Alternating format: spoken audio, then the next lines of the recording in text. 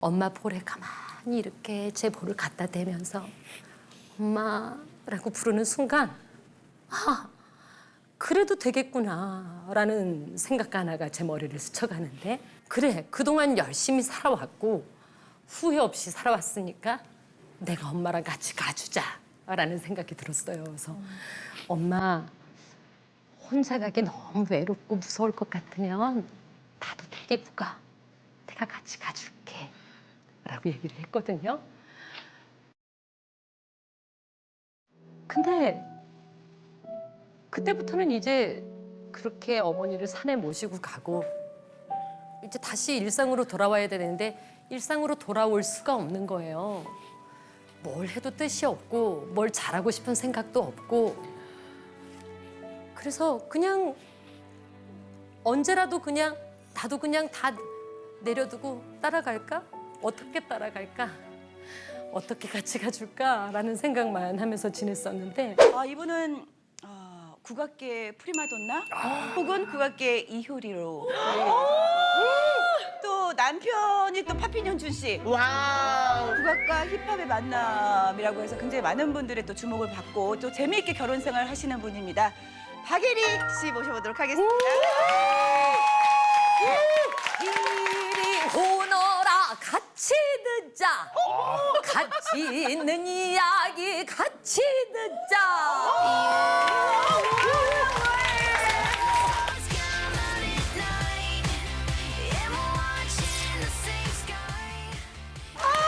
네, 저는 국악인 중에 이렇게 명랑한 분은 좀 처음 보는 것 같아요. 왜냐면 국악하면 뭔가 단아하고 뭔가 이렇게 조금 내적으로 강하신 분 이런데 이렇게 TV나 이렇게 방송 보면 참 명랑한 것 같아요. 같이 살아도 되게 재미있을 것 같고 뭔가 이렇게 어머 어머 이거 봐요 이렇게 어머 다르네 너무 정말. 예쁜 것 같아요. 하나씩도 예쁘고 예 얼굴도 예쁘고 아유 감사합니다. 예. 이력이 또 엄청난 분이세요. 우리 민경 씨가 우리 에리 씨 이력 준비하셨다고요? 우리 선생님은요 9살 때 국악을 시작하셨어요. 그래서 어린 시절부터 그 실력을 인정받아가지고 전주 대사습 놀이에서 학생 대회 장원으로 수상을 했습니다. 어머. 그리고 대학을 졸업하자마자 1999년 국립창극단에 최연소 나이로 입단. 쟁쟁한 선배들을 물리치고 1년 반 만에 주인공 역할에 캐스팅이 됐다고 합니다. 어머 보통 분이 아니시네. 그래서 2015년 국립창극단을 그만둔 뒤에도 국악과 대중의 너와 나의 연결고리 하고 계신 겁니다. 그 뭐야? 아 너와 깜짝이야. 나의 연결고리. 대단하신 분이에요, 정말. 이력을 보니까 정말로 이제 화려한데 외모를 봐도 이렇게 고생은 별로 이렇게 안 하신 것 같아요. 그죠? 느낌이. 워낙 명랑해서 그런지 아니면 긍정적인 모습을 봐서 그런지 근데 오늘 주제가 깜짝 놀라서 저도 보고 삶을 끝내고 싶을 때 네. 에? 나를 살게 한 힘. 그 내가 정말로 너무 힘들고 지칠 때 그때 나를 살게 한 힘 이런 주제로 오늘 강연을 준비하셨다고 해요. 힘들지 않고 지내는 사람이 얼마나 있겠어요. 다들 누구에게나 힘든 일이 주어질 텐데 저는 이렇게 살았더니 또 괜찮더라라는 이야기 들려드려보고 싶어요. 네. 자, 우리 박예리 선생님 오늘 강연 함께 청해 듣겠습니다.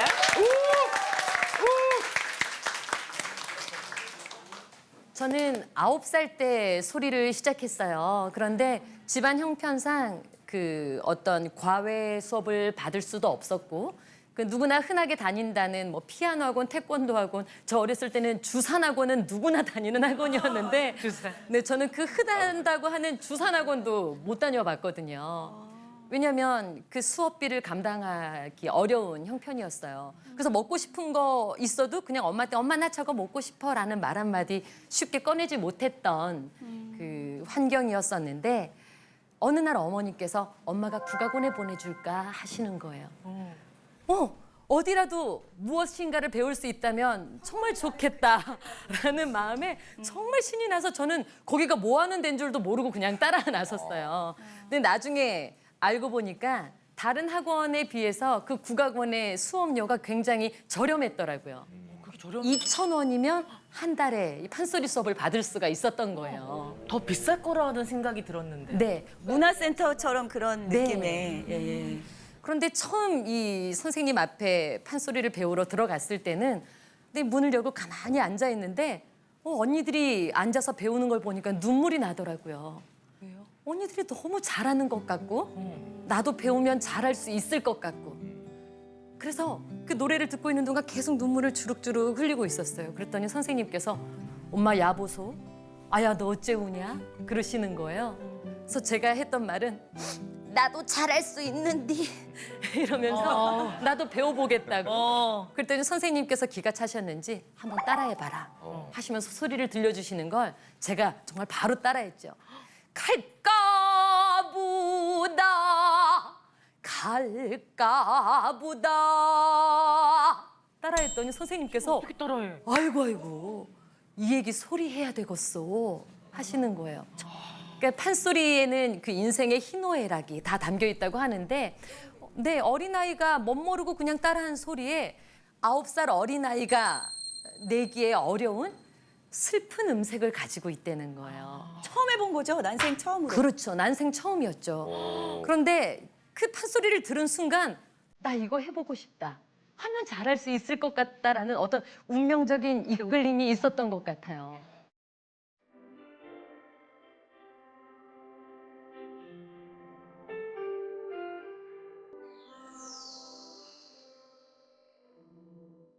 어느 날 선생님께서 개인 레슨을 받아보는 게 어떻느냐. 애들이 소리 잘할 것 같은데. 그런데 개인 레슨의 그 수업료가 3만 원인 거예요. 지금 생각해 보면 그래도 예술 분야의 어떤 레슨비 치고는 뭐 그래도 많지 않네라고 생각할 수도 있을 텐데 저희 형편의 3만 원은 너무나 큰 금액인 거예요. 왜냐하면 제가 3학년 때 큰 언니, 작은 언니가 다 대학생이었고 또 오빠는 곧 대학에 진학을 할 테고 근데 3살, 3살, 4살 이렇게 터울로 5남매니까요. 근데 아빠는 또 시청의 말단 공무원으로 월급이 턱없이 적은 금액이었고 그러니까 어머니께서 바로 말씀을 못 하시더라고요. 그런데 어느 날 학원을 갔더니 선생님께서 오늘부터는 혼자 수업을 받으라고 그러세요. 알고 봤더니 어머니께서 전화를 하셔서 선생님 우리 애리 정말 잘할 것 같으면 개인 레슨 받아볼래요 하셨다는 거예요. 근데 그때부터 엄마가 버스를 안 타고 걸어 다니시는 거예요. 이제 아빠의 월급으로만은 지낼 수 없으니까 이제 보험회사의 생활 설계사로 취직을 하셨는데 어머니께서 다른 분한테 부탁 말씀을 못 하시는 분이에요. 늘 그냥 가족 거를 드는 거죠. 뭐 우리 식구대로 다 들고 이제 친척 거 다 들고 이제 정말 어머니께서 오랫동안 알아오셨던 분들 이제 보험 들면 이제 달마다 늘 이제 다니면서 이제 뭐 해드리고 하려면 굉장히 많은 곳을 이동을 해야 되는데 그곳을 걸어 다니시는 거예요. 더운 여름날에도 아이스크림 하나 안 드시고 이렇게 수건으로 땀 닦아가면서 다니시면서 저를 이제 소리 공부를 시켜주시는 걸 아니까 정말 잘하고 싶다. 정말 열심히 하고 싶다. 내가 잘해서 우리 엄마한테 내가 반드시 우리 딸이 이렇게 잘해내는구나 라는 모습 보여드려야지 라는 마음으로 열심히 지냈거든요. 그러다가 대학에 진학을 할 때가 됐는데 그때 그 시절에는 중앙대학교 한국음악과에 진학을 하는 게 정말 로망이고 꿈이었어요. 그 학교를 너무나 가고 싶은 거예요. 그런데 아버지께서 이제 퇴직을 하실 때가 되고 막내야, 아빠가 이제 퇴직을 하고 나면 너 등록금이며 너 생활비며 이런 것들을 감당을 할 수가 없을 것 같아. 꼭 서울로 가야 되겠냐. 그냥 집에서 가까운 데로 학교를 진학을 하도록 하자. 그 최선이었구나. 예, 예. 그렇죠. 그게 저한테 해주실 수 있는 최선의 방법이었고 최대한의 배려셨을 거예요.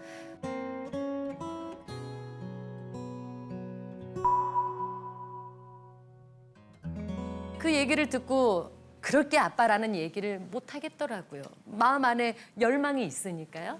그래서 아무 말도 못 하고 나왔는데 저희 언니가 막내야 슈퍼 가자 그러는 거예요. 근데 저희 집이 슈퍼를 가자 그러면 이런 언덕길을 한참 내려가야 되는데 이 언덕길을 반쯤 내려왔을까?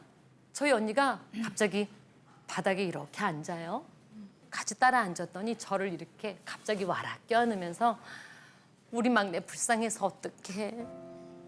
부잣집에 좀 태어났지. 왜 이렇게 가난한 집에 태어났어. 이렇게 잘한다고 그러는데.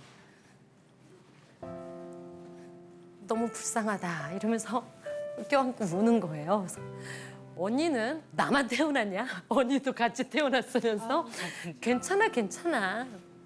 뭐 못 가면은 뭐 어때? 괜찮아.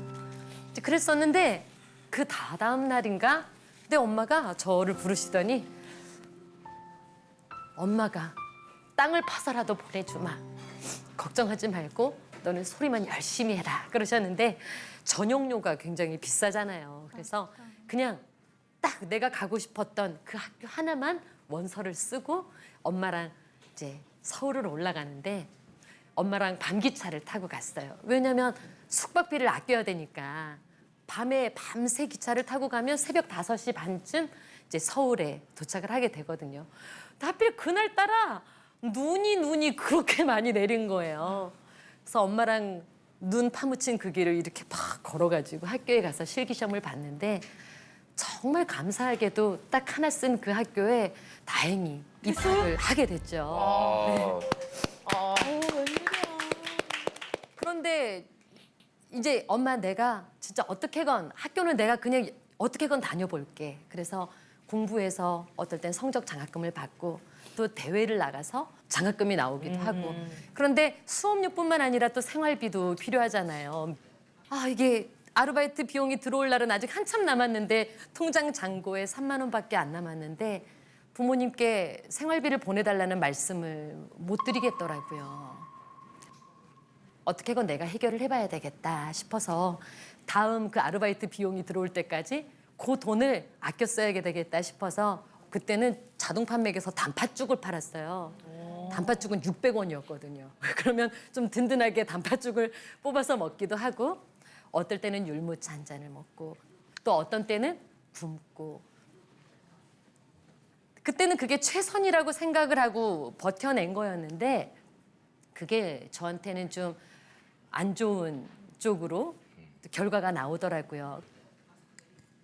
그러니까 소리하는 사람이 잘 먹었어야 되는데 어느 날부터 목소리가 나오질 않더라고요. 고음이 갑자기 나오질 않고 굉장히 거친 음색으로 변했어요. 그러니까 주변에서는 에리가 목이 넘어갔더라. 이제 걔 소리 못 하겠더라라는 얘기가 그 들려오더라고요. 정도로 안 예. 좋아진 거네요.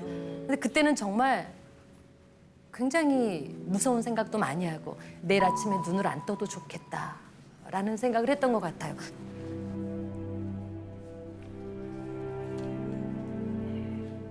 내가 제일 잘할 수 있다고 믿었던 것. 저를 이루고 있는 가장 큰 기둥이 그냥 뿌리째 뽑혀 나간 것 같았었거든요. 이제 정말 뭐 하고 살지? 막막. 나 앞으로 뭐 하지? 라는 생각을 정말 많이 했었거든요. 가야금하는 친구들 보면 쟤는 좋겠다. 줄 끊어지면 줄 이으면 되잖아. 뭐, 내 목소리가 악기라는 게 이렇게 무서운 거였구나 싶었었거든요.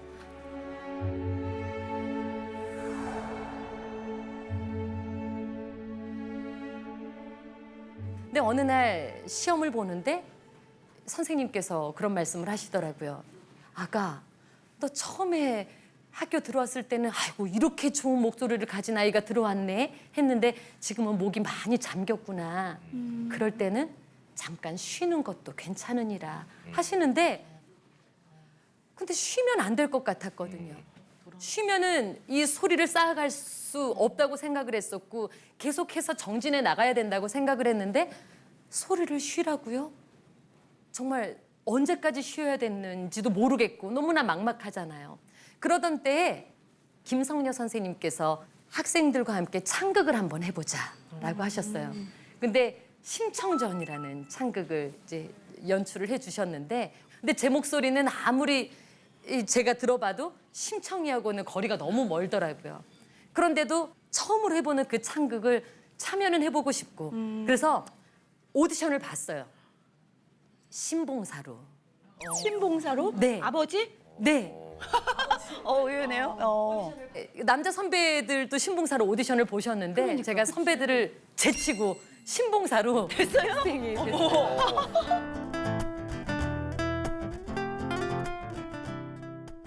어이구 웬 말이냐 못하지야 못혀 눈을 팔아 너를 살띠 너 팔아 눈을 뜨면 무엇보자 돈을 뜨랴 철 모르는 이 자식아 이렇게 소리를 하는데 신봉사의 서른 반 목 안 나오는 내 서른 반으로 이제 막 펑펑 울면서 이 무대에서 공연을 했어요. 그랬더니 공연 끝나고 나서 사람들이 어머 어머 그 남자애 정말 잘하더라. 그 남자애 때문에 내가 오늘 진짜 많이 울었다. 다들 목소리도 그렇고 당연히 신봉사 역할이고 수염도 붙였고 그 남자애 이러면서 팜플렛 보면서 걔 그 남자 이름이 뭐대니 봤더니 에리. 이 여자의 얼굴이 사진으로 나와 있는 거예요. 그러니까 그만큼 깜짝 속아 넘어갈 정도로 그렇게 거친 목소리, 음색을 가지고 있었거든요. 그런데 이 작품 마치고 나서 한 달여 후에 국립창극단에서 오디션이 있을 거라는 거예요. 신입단원을 뽑는 오디션이요. 내 평생 꿈의 직장으로 들어가는 거잖아요. 그래서 오디션을 봤는데 이제 단원으로 입단을 하게 된 거예요. 또 됐어요? 네. 23살이었는데 집할만 한데요 지금. 23살에. 오. 그랬는데 이제 최연소로 된 거예요? 그렇죠. 대학을 졸업하고 나서 한참 후에 들어가시는 분들이 많았는데 제가 대학을 입단을 해서 졸업을 했으니까요. 근데 입단을 해서 처음에 이제 창극단에 들어갔더니 이제 다들 기라성 같은 선배님들이 계시고 제가 할 수 있는 역할은 몹신에 이렇게 잠깐 지나가는. 그런데 얼마나 그걸 잘해내고 싶었던지 그래서 그냥 이렇게 잠깐 무대를 한번 지나가기만 해도 되는 그 씬에 굳이 피난 가는 장면을 한번 이렇게 싹 넘어가고 그냥 이렇게 다 지나가는데 한 번 내가 지나온 고향을 돌아다 보고 네. 우리도 그래, 우리도. 그 순식간에 뭐라도 해보고 가고 싶어서 그치. 늘 연구를 하고 내가 안 나오는 장면이 훨씬 많죠. 그럼 그때는 선배님들 하시는 것을 이렇게 보고 있는 거예요. 자세가 되어 있다. 그런데 어느 많이 날 다르네. 이제 국립극장에서 정말 야심차게 국립극장에 여러 단체들이 있는데 국립창극단, 국립국악관현악단, 국립무용단, 국립극단 요 4개 단체가 함께 출연을 하는 100여 명이 출연을 하는 대작을 기획을 한 거예요. 와.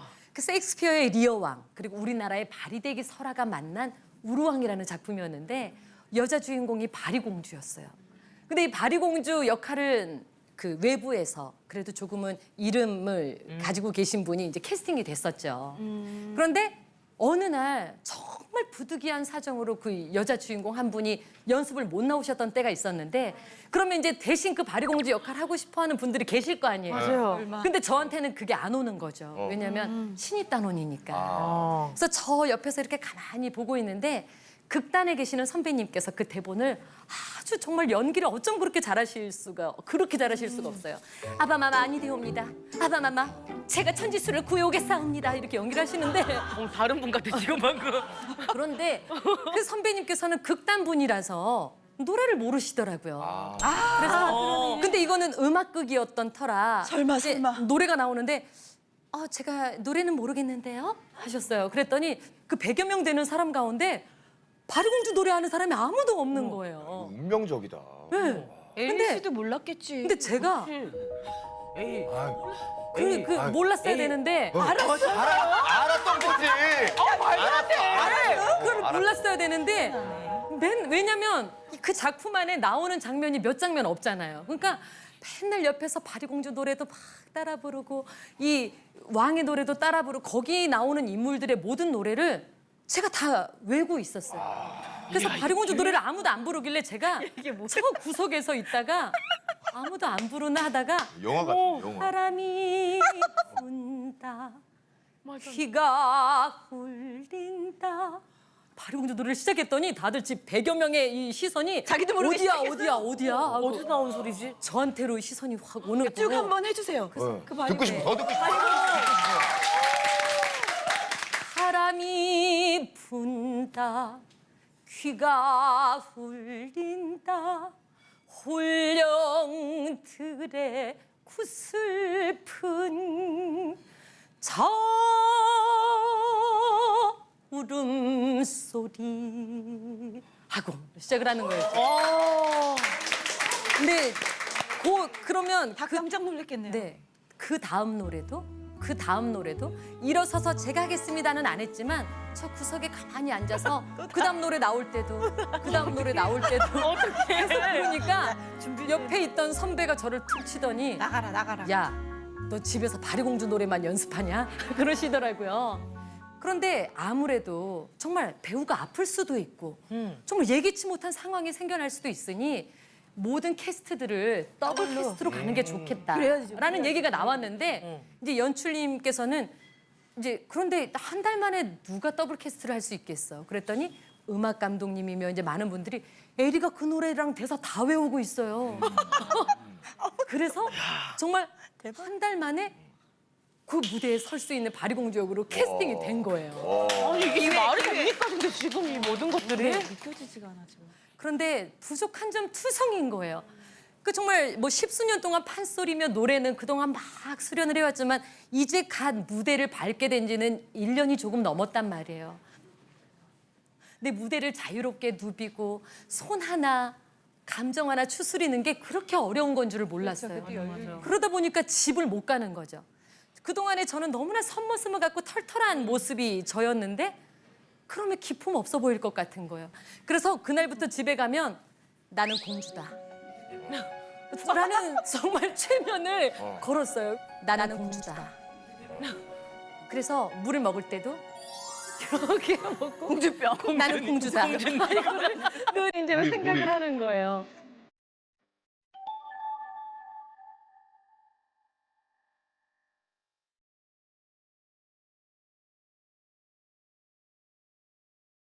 그 작품을 올릴 때면 어머니께서 다 이것저것 음식들을 막 싸가지고 서울까지 오시는 거예요. 뭐 목포의 특산물인 뭐 홍어에 그 돼지고기에 이제 삼합에다가 산낙지까지.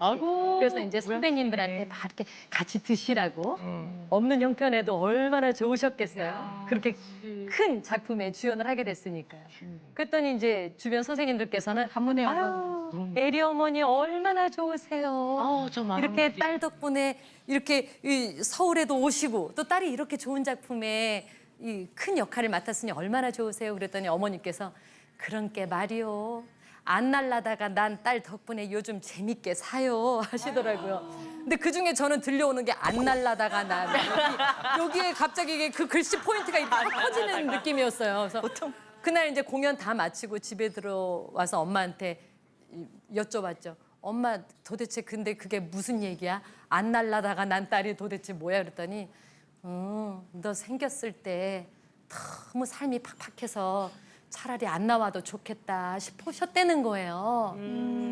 다른 사람들은 아기 가져서 몸 보호하고 몸 잘 살피고 그럴 때 어머니께서는 아휴 왜 눈치 없이 얘는 들어서 가지고 그냥 알아서 그냥 세상에 안 나와주는 게 너한테도 좋을 텐데 라는 생각을 하셨던가 봐요. 힘드니까.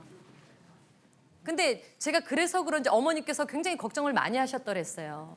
근데 늘 무대 설 때마다 땀을 그렇게 흘리니까 어머니께서는 내가 뱃속에 있을 때 잘 못 돌봐줘서 그런가 하는 걱정을 늘 하셨었는데 그렇게 공연할 때마다 잘했어. 그래.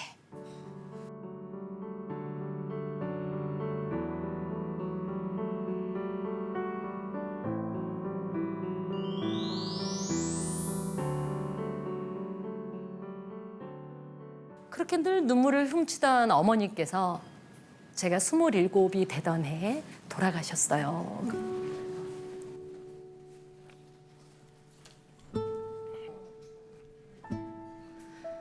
공연을 하던 어느 날 이제 밤에 공연 마치고 전화를 받았는데 오빠가 전화를 하자마자 막내야 놀라지 마라. 엄마가 돌아가셨어 하시는데 정말 그냥 그동안에 내가 살아왔던 그것들이 정말 잘해서 이 세상에 박예리란 이름을 떨쳐야지가 내 목표가 아니라 내가 이거 잘하면 우리 엄마가 얼마나 좋아할까. 엄마 웃게 해드려야지. 엄마 기쁘게 해드려야지라는 마음이 가장 컸었는데 이제는 뭘 위해서 내가 소리를 하나 누구 보여주자고 이거 잘해내나 하는 생각이 들더라고요. 그래서 정말 다 제쳐놓고 어머니를 뵈러 병원으로 서울에서 한달음에 목포를 내려갔어요. 그런데 이렇게 엄마를 만나러 갔더니 그냥 엄마가 주무시는 것 같더라고요. 그때가 12월 30일이어서 굉장히 추웠었는데 저는 그 3일 동안 사람이 잠을 자지 않아도 먹지 않아도 살 수 있구나. 처음으로 그런 감정을 느껴봤던 것 같아요.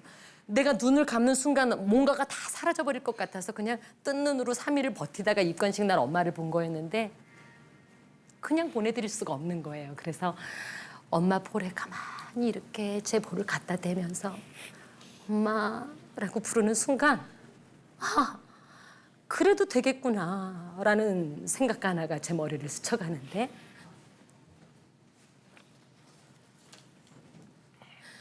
그래, 그동안 열심히 살아왔고 후회 없이 살아왔으니까 내가 엄마랑 같이 가주자라는 생각이 들었어요. 그래서 엄마 혼자 가기 너무 외롭고 무서울 것 같으면 나도 데리고가 내가 같이 가줄게 라고 얘기를 했거든요.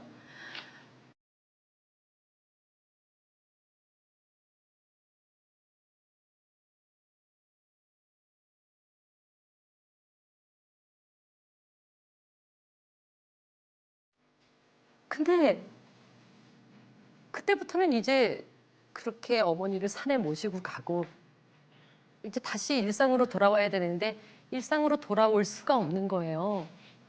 뭘 해도 뜻이 없고 뭘 잘하고 싶은 생각도 없고 그래서 그냥 언제라도 그냥 나도 그냥 다 내려두고 따라갈까? 어떻게 따라갈까? 어떻게 같이 가줄까라는 생각만 하면서 지냈었는데 주변에서 한 친구가 그런 얘기를 하더라고요. 굉장히 화를 내면서 너가 그러는 거 보면 니네 엄마가 진짜 퍽이나 좋아하시겠다. 그렇게 너 잘 되라고 뒷바라지 해주셨는데 너 지금 어떻게 살고 있는지 너 꼴 좀 보라고. 뭐? 뭐 어디를 따라가? 엄마를 따라가? 니네 엄마가 걱정돼서 좋은 데 가시겠니? 좋은 데 가서 편하게 주무셔야 될 그 분한테 네가 하고 있는 것 좀 보라고 막 저를 나무라는 거예요. 그래서 그래, 내가 너무 바보 같구나. 엄마가 보면 얼마나 속상할까? 얼마나 아플까? 나 못 잊어서 엄마가 정말 저 좋은 어디 딴 세상 가야 되는데 그냥 이렇게 휘휘 돌아다니느라 아무 데도 못 가면 어떡하지? 그때부터 정말 이 일 중독처럼 하는 일들에 다 빠져서 살았던 것 같아요. 근데 그렇게 살면서 한 번씩 이렇게 운전을 하고 가다가 그냥 엄마를 불러보는 거예요. 예전처럼 그냥 허공에 대고 엄마한테 전화를 걸었다 생각하고 엄마 하고 불러보는 거예요. 그냥 두 글자 밖으로 뱉어냈을 뿐인데 그러면 어김없이 그냥 어김없이 눈물이 쏟아져요.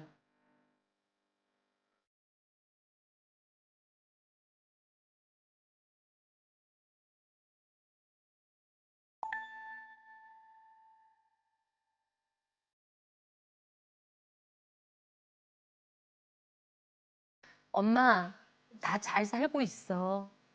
내가 열심히 살아서 정말 좋은 공연 많이 하고 엄마의 자랑스러운 딸로 있다가 나중에 엄마한테 갈게. 부끄럽지 않은 딸이 될게. 라는 이야기를 지금도 해요. 지금도 운전하고 가다가. 그래서 어머니께 들려드리고 싶은 노래가 한 곡 있어서 그 곡 들려드리고 다시 이야기 이어가도록 하겠습니다.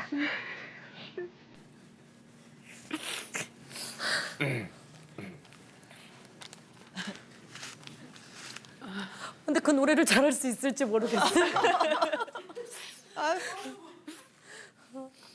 제가 너무 울면은 너무 바보 같을까봐 막 참고는 있는데 노래를 잘할 수 있을지는 모르겠어요. 감정대로 하세요 그냥. 저희는 이미 그게 다 저희한테 감동이 이미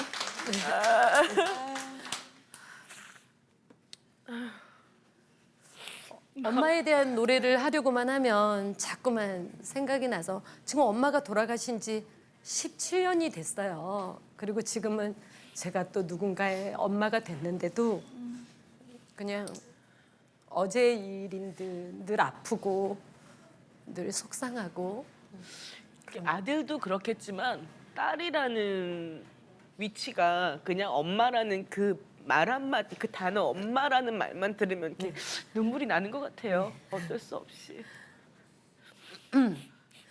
혹시 제가 노래가 잘 안 되더라도 그냥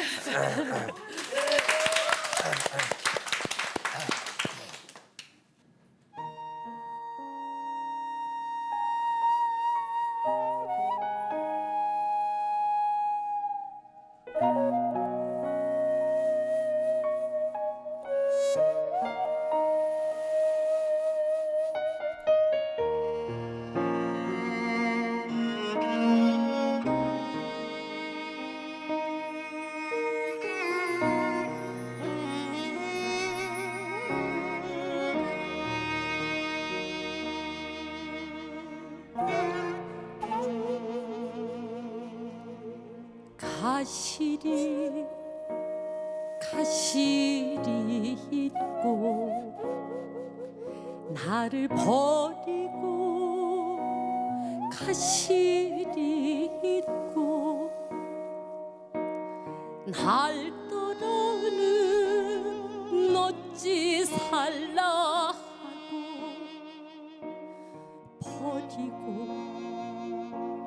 가시리 있고 가시리 있고 나를 버리고 가시리 있고 날 떠나는 어찌 살라 하고 버리고 가시리 있고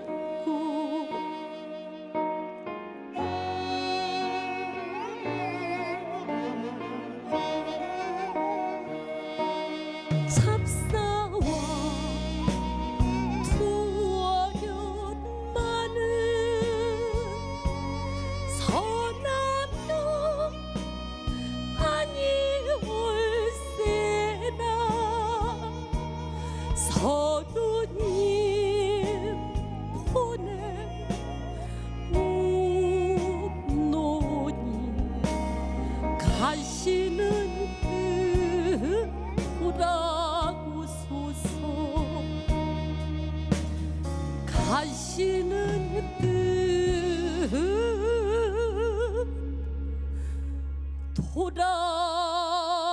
돌아오소서.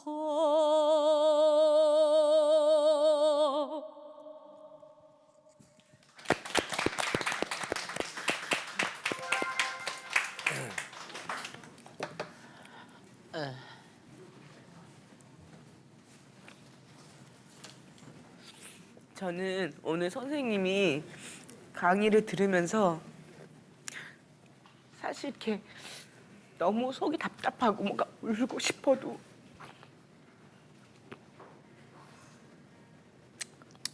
울면 안 돼. 강해야 해. 그런 마음 때문에 많이 이렇게 감추고 살고 두르고 살았거든요. 작년에 동생이 이제 하늘나라 가고 맞아.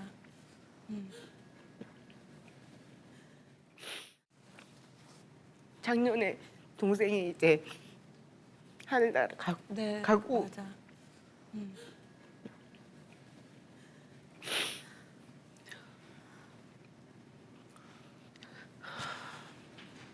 엄마가 지금까지 힘들어 하시는데 나까지 힘들어하면 엄마가 너무 힘들고 그래서 나는 더 말을 못 하겠고, 그 내 감정 누를 수밖에 없어. 이것도 방송 엄마 또 보면 아, 내 딸이 이랬구나 또 마음 아프실까봐 그 걱정부터 먼저 나고. 나는 내 인생은 엄마가 없으면은 정말 내 인생은 없다고 생각을 하거든. 정말 선생님 말처럼 저는 고등학교 때도 개그맨이 됐을 때도 내 삶의 목표는 엄마였어요. 네. 엄마가 누군가에게 자랑할 수 있는 맞아요. 딸이 되고 싶었고, 사실 저는 제 얘기를 잘 못해요 사람들한테. 근데 약간 이야기를 들으면서 이게 터졌나 봐요. 이제 폭발해 버리니까 아 진짜 목 놓아 울고 싶다. 아이고. 아이고. 아유.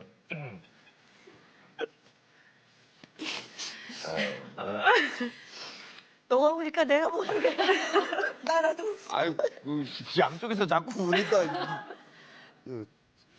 아, 민경 씨, 네. 엄마한테 한마디 해봐. 못해요. 못해요. 이럴 때 한번 해봐봐요. 아 그런 거 못해요. 우리는 못한다? 저도 아, 진짜 엄마한테 말 못해요. 그래도 들어주실 수 있는 분이 계시잖아요. 그치, 누구보다 민경 씨 한마디 엄마가 또 힘이 날 거고. 그럼요. 네. 엄마,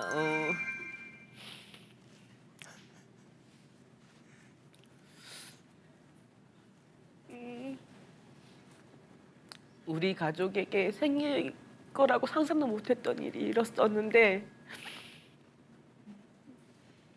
가족이기 때문에 또 서로가 의지하면서 버틸 수 있는 거고 엄마가 무너지면 가족 모두가 무너지는 거니까 엄마가 힘들겠지만 엄마가 강하게 버텨줬으면 좋겠어. 아유. 민경 씨가 이렇게 짧게만 얘기해도 엄마는 다 알아들었을 거예요. 그리고 다 위로받았을 거예요. 네. 근데 우리가 엄마 사실 얘기 나오면은 그래, 희한하게 엄마. 이상하게 마음이 짠한 게 있어요. 이게 참 아까 선생님께서 얘기하실 때 그 주인공 맡았을 때 저도 그때 생각나거든요. 이제 헬스보이라는 코너를 제가 또 하면서 가장 먼저 얘기하고 싶었던 게 엄마인 거지. 네. 자랑하고 싶고. 엄마의 자존심이 그러니까 뭐 그죠? 아들 아니야. 아들이 잘 되면 엄마도 이렇게 뽕이 딱 그러니까 생기시고. 그런 거죠. 이제 내가 항상 가장 즐거운 일이 생겼을 때 이게 이게 이렇게 된다니까. 그러니까 그렇게 해서 생각나는 게 이제 엄마 아버지야. 이제 맞아. 엄마 생각나고 가장 먼저 이제 얘기하고 싶고 그렇게 얘기를 했을 때 너무 좋아하시고 하니까.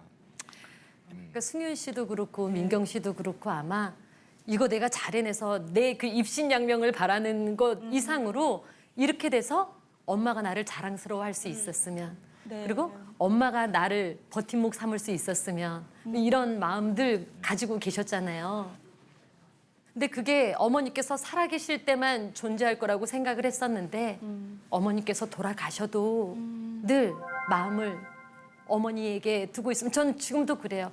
정말 중요한 공연, 큰 공연 있을 때 엄마 보고 있지? 나 오늘도 열심히 할게.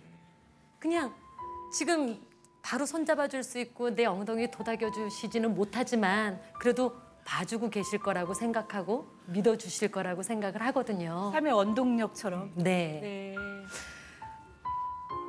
그리고 정말 이 눈에 넣어도 안 아플 것 같은 딸이 올해 이제 10살이 됐는데 딸을 보면서 그런 생각이 들더라고요. 내가 우리 엄마를 사랑한 것처럼 이 아이도 나를 그렇게 사랑해 줄까? 엄마가 나를 그렇게 믿어주셨던 것처럼 나도 이 딸한테 믿음을 주고 또 그런 신뢰가 이렇게 아주 견고하게 다져져 있는 그런 엄마와 딸이 될 수 있을까? 그런 엄마가 되고 싶다.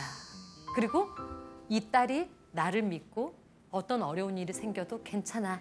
엄마가 나를 믿어주는데 엄마가 날 이렇게 든든하게 받쳐주고 바라지를 해주고 있는데 그래, 나는 엄마가 있어서 이겨낼 수 있어. 라는 마음을 딸이 가졌으면 좋겠는 거예요.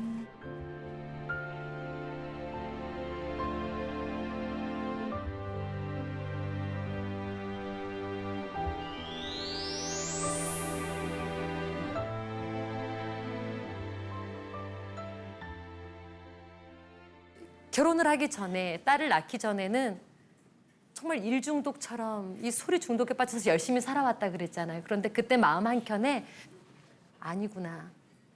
내가 누군가의 버팀목이 되어줘야 하는 때가 왔구나 싶더라고요.